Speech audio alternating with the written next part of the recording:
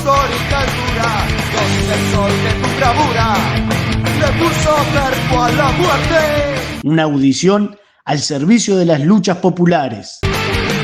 por el camino del enfrentamiento contra toda política antipopular y conciliadora, por la unidad para luchar por la revolución y el socialismo.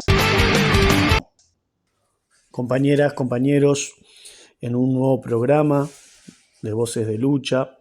desde la Juventud Guevarista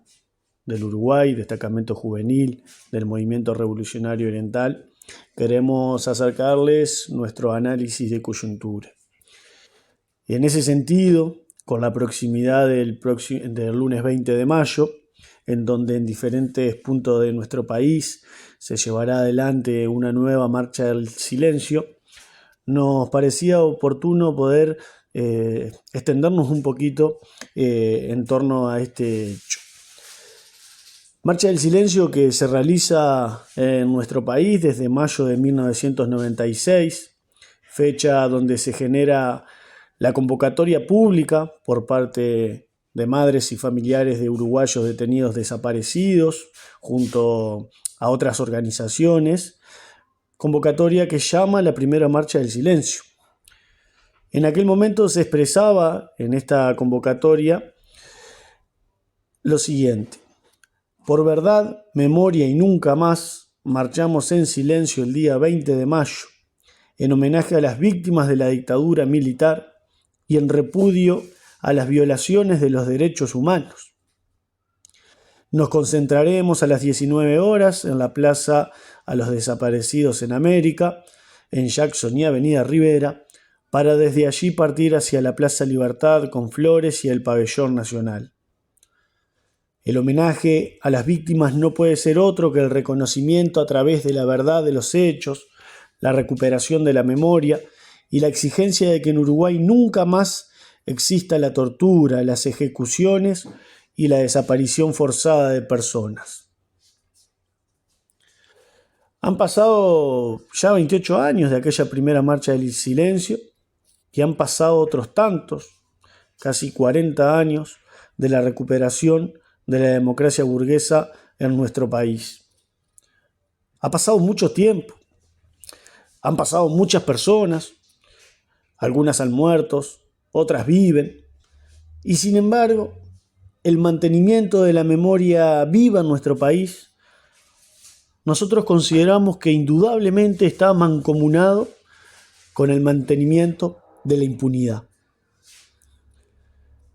El mantener la memoria nos demuestra que las denuncias que se planteaban en la convocatoria de aquella primera marcha del silencio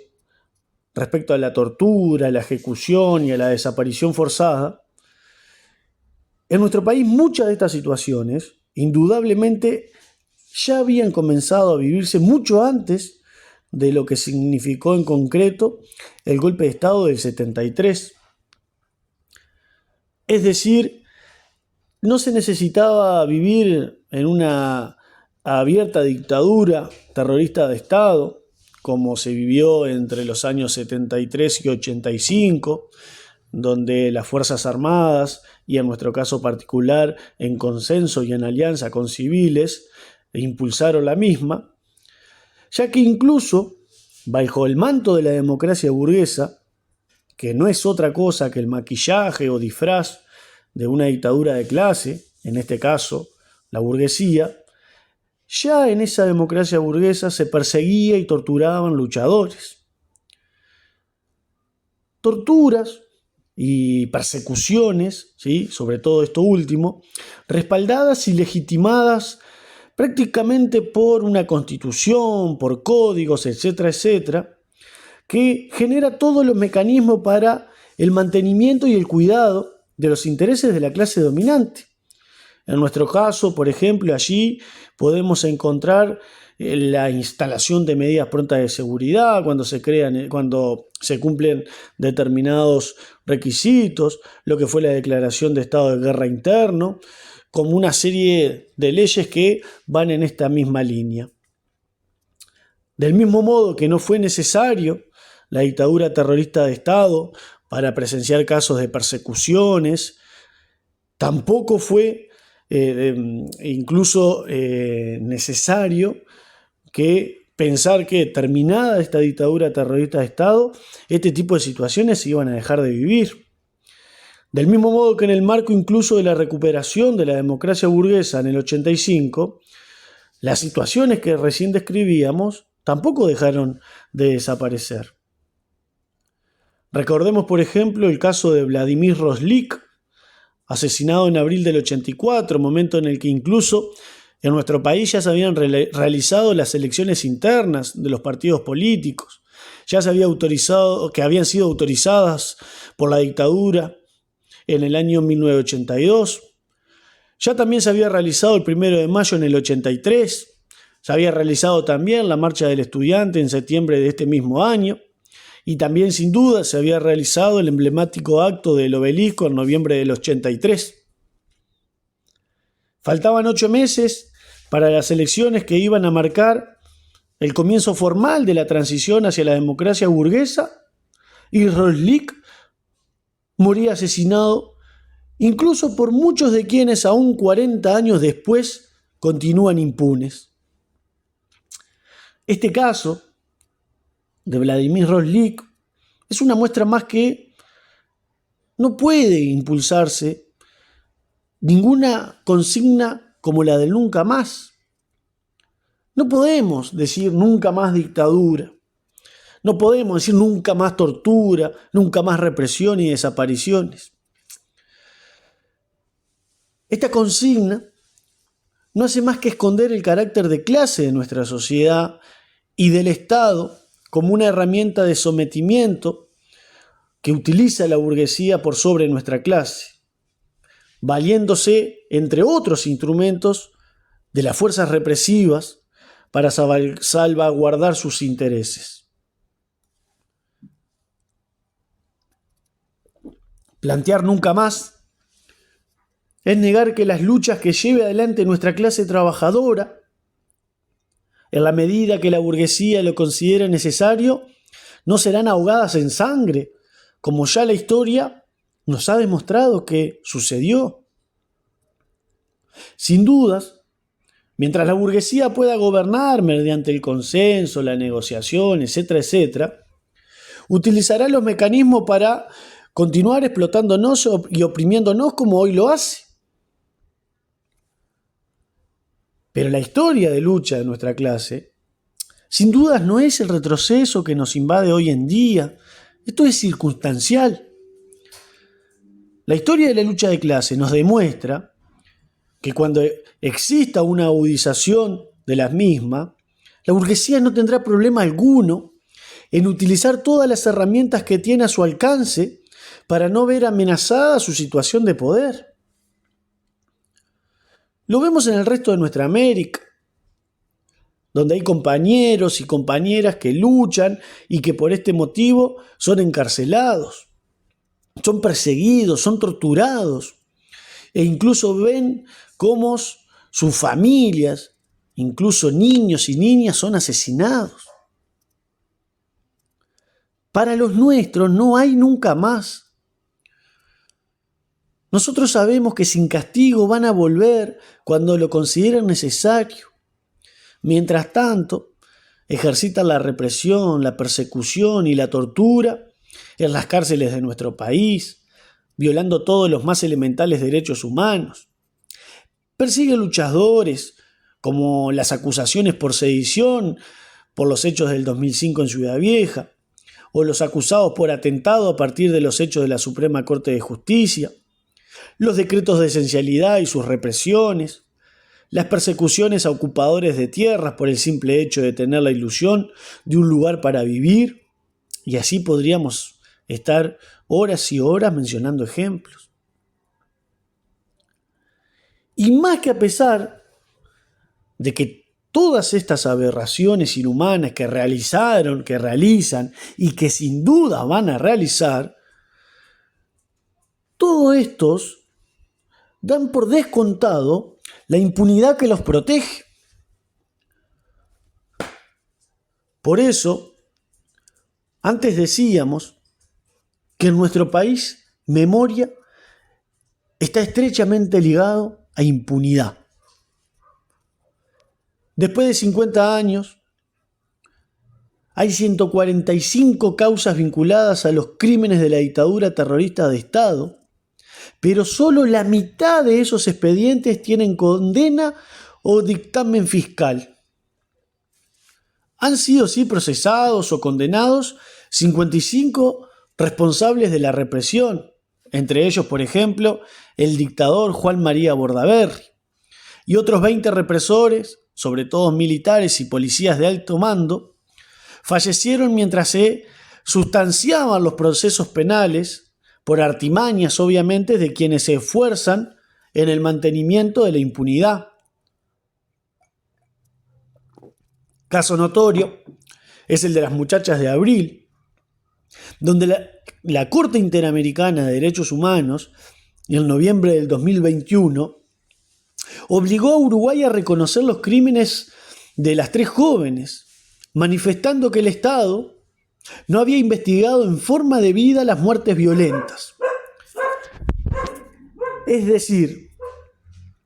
esto se pone de manifiesto luego de 15 años en el gobierno de aquellos que año a año con una mano llaman a recordar a las compañeras, mientras estando en el gobierno, con otra mano encajonaban y entorpecían los procesos de investigación. Esta impunidad nace ya con el pacto del Club Naval y sus sesiones secretas, sin actas, donde el progresismo se comprometió al olvido y al perdón. Las consignas de juicio y castigo fueron desmontándose por verdad y justicia hasta la solicitud de saber la verdad. Los responsables del golpe terrorista de Estado, el imperialismo, la oligarquía y las Fuerzas Armadas fueron interlocutores válidos para los progresistas. La conducción del MLN Tupamaros concertó un maridaje degradante con los tenientes de Artigas, sector de las Fuerzas Armadas especializados en la tortura. La conducción del Partido Comunista, con ministerios en los gobiernos progresistas de corte neoliberal y fondomonetarista,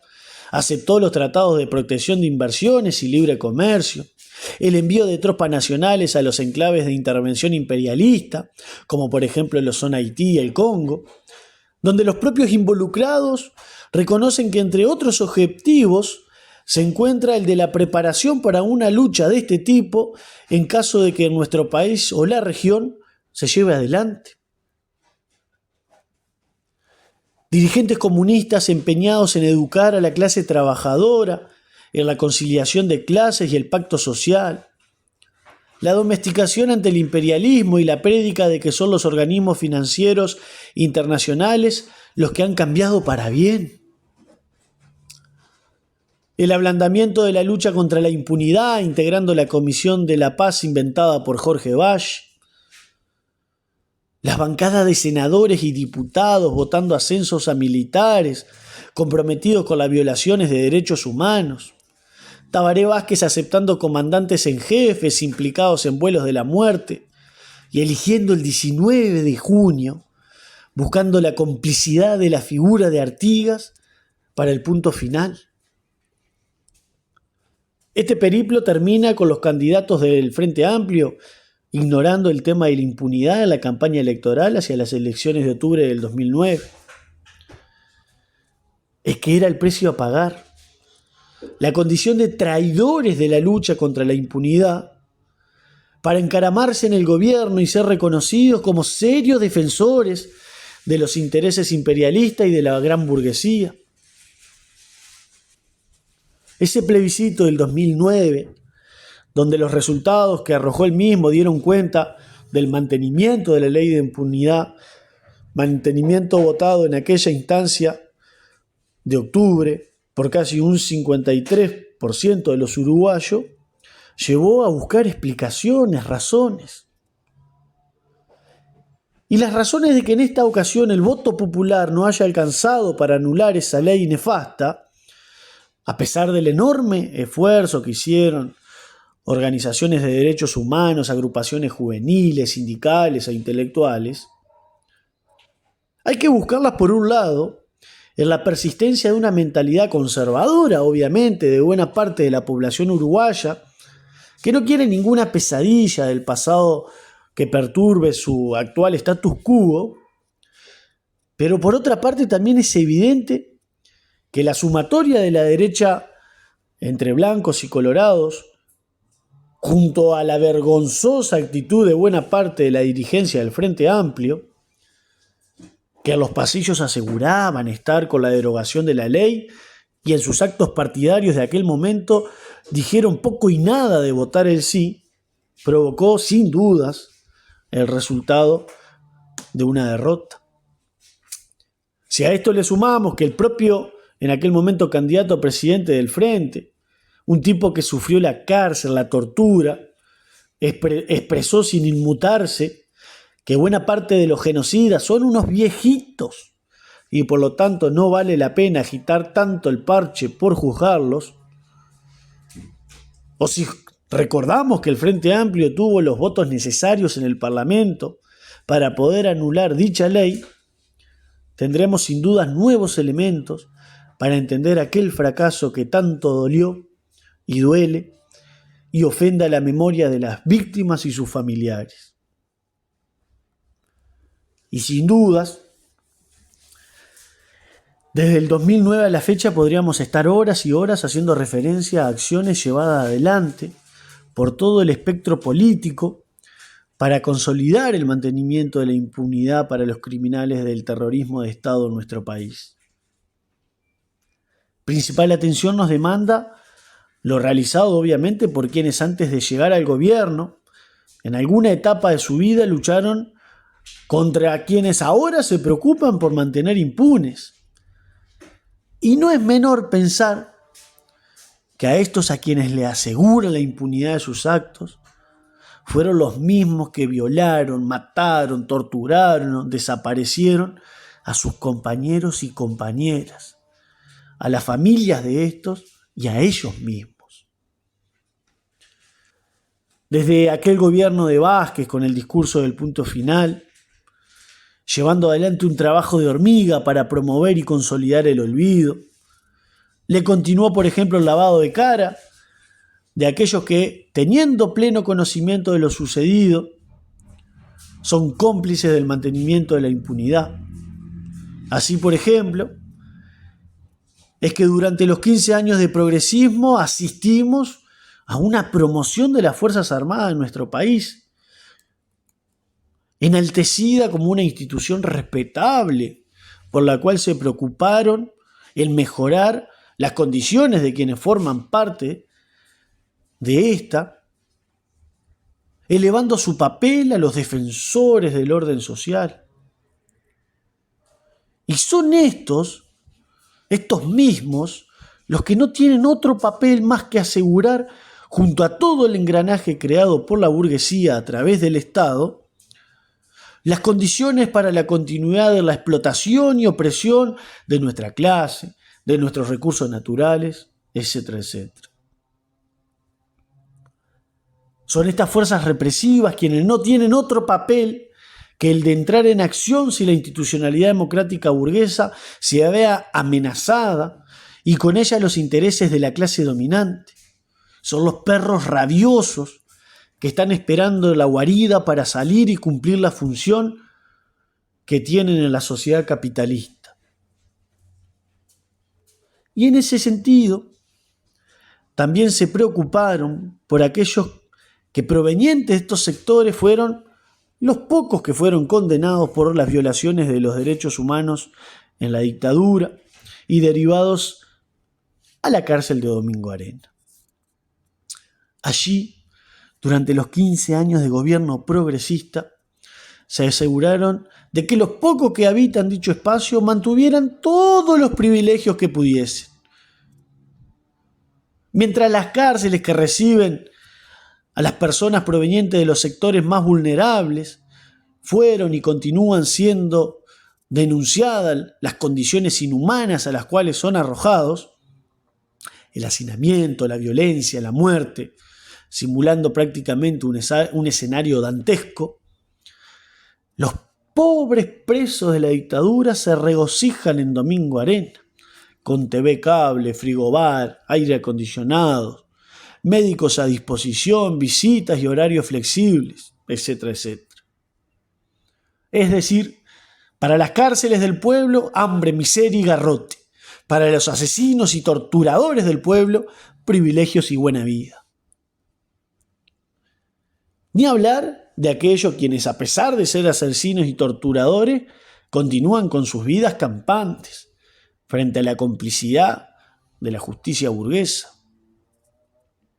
Por mencionar solo algunos casos, el ejemplo de Antonio Romanelli, militar retirado y asesor en seguridad de Cabildo Abierto, quien carga con más de 91 denuncias de expresos políticos, o el caso de Enrique Mangini, responsable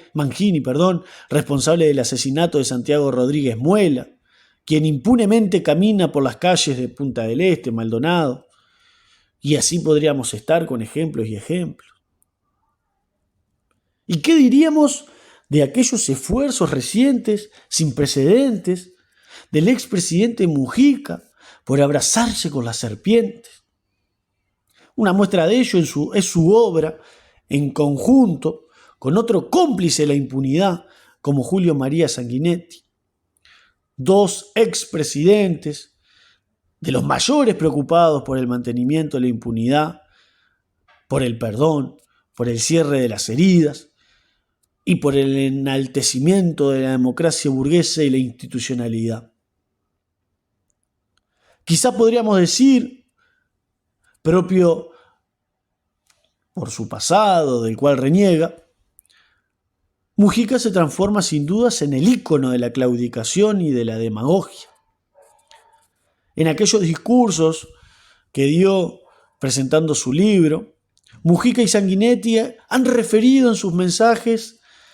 la impronta que buscan tenga sus acciones en la conciencia, sobre todo de los jóvenes, como protagonistas que son en la defensa de la democracia y la institucionalidad. Sin dudas, esto viene a profundizar algo que ya es consumado, por ejemplo, con las actividades impulsadas por los jóvenes organizados políticamente en el marco de lo que fueron las últimas elecciones y lo que está sucediendo en este año electoral, donde desde estos espacios existió una notable preocupación por generar debates que alimentaran la discusión en el marco de la defensa de la democracia. Complicidad que incluso en la última marcha del silencio tuvo su ejemplo más elocuente en lo que fue la acción llevada adelante por la Juventud Seregnista y la Juventud del Movimiento Nacional por la Patria, quienes participaron en conjunto en la marcha del 20 de mayo del pasado año. Allí, ambas juventudes manifestaban. Ambas juventudes políticas somos conscientes de nuestras discrepancias en el plano político actual, pero, como lo supieron hacer Wilson y Sereni, somos mucho más conscientes de nuestras coincidencias cuando se trata de defender la libertad, la república y la democracia, expresaba un comunicado en conjunto. Sin dudas, no solo se trata de tergiversar las acciones llevadas adelante por nuestros compañeros y compañeras, los cuales tuvieron como consecuencia de sus luchas la muerte, la tortura, las violaciones, las desapariciones, en el marco de que sus luchas lejos estaban de ser con el fin de sostener la democracia burguesa. Debemos desde nuestros espacios recordar por qué luchaban.